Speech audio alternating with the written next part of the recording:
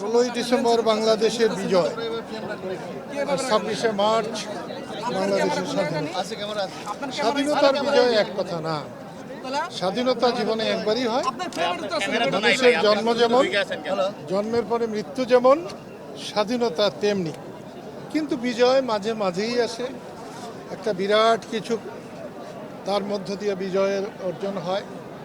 এবং 24 সালের জুলাই অগাস্টের সত্যি একটা জাতির একটা ঐতিহাসিক বিজয় এসেছে। এই দেশ মানুষের দেশ, সেই দেশকে মানুষের চাহিদা মতো পরিচালনা করা হয় নাই। তার কারণেই মানুষের বিক্ষোভের কারণে বৈষম্য বিরোধী আন্দোলনের সফলতা এসেছে।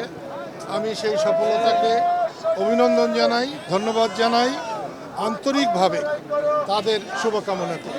ইডেন বে কক্সবাজার সমুদ্র সৈকতের উপর নিজেদের একটি ঠিকানা।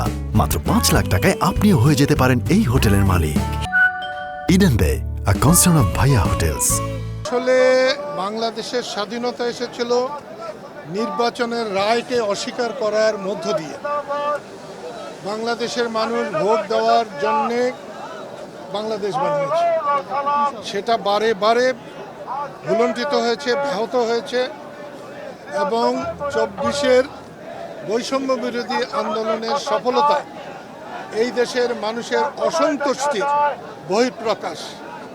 এবং খুব তাড়াতাড়ি মানুষের ইচ্ছার মধ্যে, সময়ের মধ্যে নির্বাচন না হলে, নির্বাচনে না গেলে মানুষ বিক্ষুব্ধ হবে।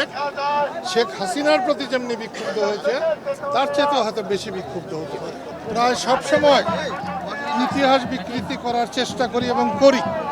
যখন যে ক্ষমতাবান থাকে সেই ইতিহাসের মহানায়ক সাজতে চায়, কিন্তু সেটা সত্য নয়।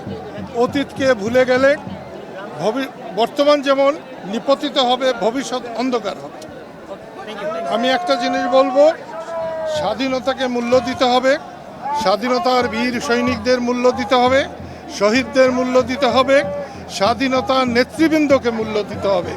তাদের অস্বীকার করে আমাদের ভবিষ্যৎ ভালো হবে না। এই ক্ষেত্রে বঙ্গবন্ধুকে কোনো মতেই অস্বীকার নয়। এক্ষেত্রে আরও বলবো, সারা বাংলাদেশের অর্ধেকটা পুড়ে জ্বলে চারখার হয়ে যেত, কিন্তু বঙ্গবন্ধুর জাদুঘর পোড়া মানে অসভ্যতার শেষ সীমায় আমরা পৌঁছে গেছি। হালাকু খান, চেঙ্গিস খানেরা মিশর সভ্যতাকে ধ্বংস করার জন্যে তারা মিশরকে জ্বালিয়েছিল। ঠিক তেমনি বঙ্গবন্ধু জাদুঘর পোড়া সবচেয়ে বড় অন্যায় হয়েছে। এবং যারা আজকে সরকারে আছে এবং আন্দোলনে সফল হয়েছে, তারা এর সঙ্গে নাই, এ কথাটা তাদের বলা উচিত ছিল এবং দুঃখ প্রকাশ করা উচিত ছিল।